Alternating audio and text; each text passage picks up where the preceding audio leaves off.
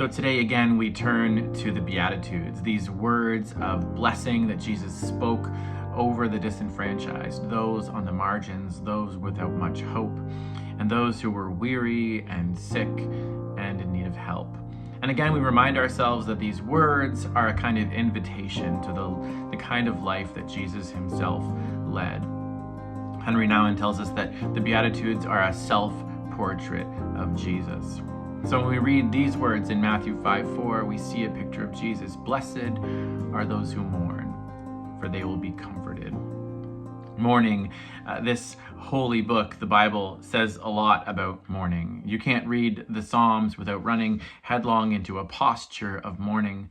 And if you spend any time in the prophets, you'll find that their message is a kind of wailing and mourning against the ways in which Israel fails and the ways of justice and goodness and kindness.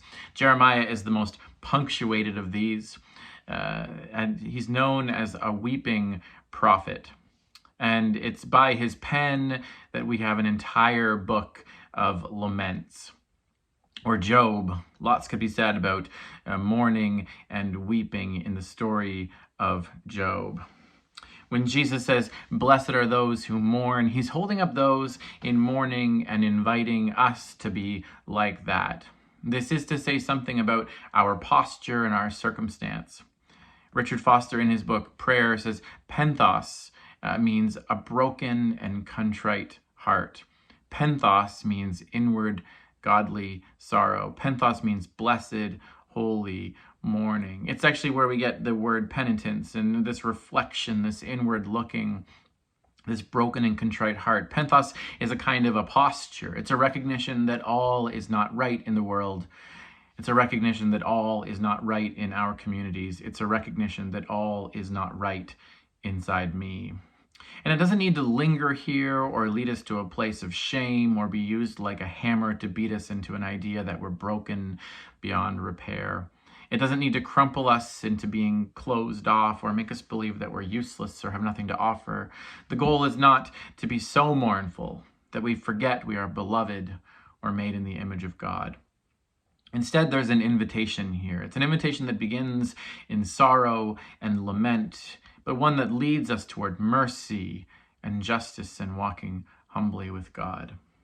As a parent, sometimes our kiddos become emotionally dysregulated. Their tiny bodies swell up with such big emotions and big feelings that they just melt into our arms, overcome with a flood of tears. And we as parents get to scoop them up in our arms and hold them, comfort them, console them, speak tenderly to them. Blessed are those who mourn, for they will be comforted.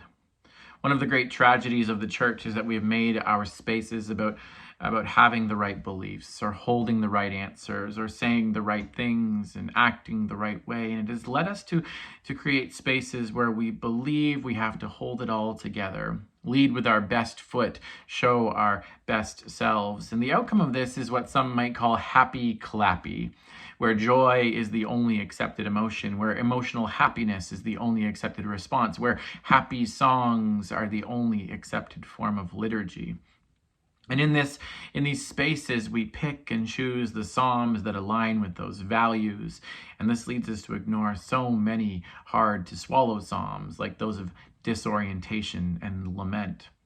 And so when Jesus says, blessed are those who mourn, I think we can bring to mind Jesus himself looking upon Jerusalem with tears in his eyes for the ways in which the religion of the day had overburdened people and had encumbered the downtrodden.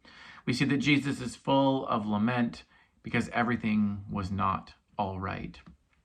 Or when Jesus hears of the passing of his friend Lazarus and tears swell up in his eyes, or all the stories of Jesus swelling up with compassion for hurting people, we see that mourning and weeping leads to action. And this action is so often focused on justice.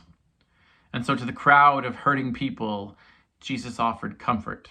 To the crowd of people weeping, Jesus offered comfort. To the crowd of people suffering, Jesus says, you will be comforted.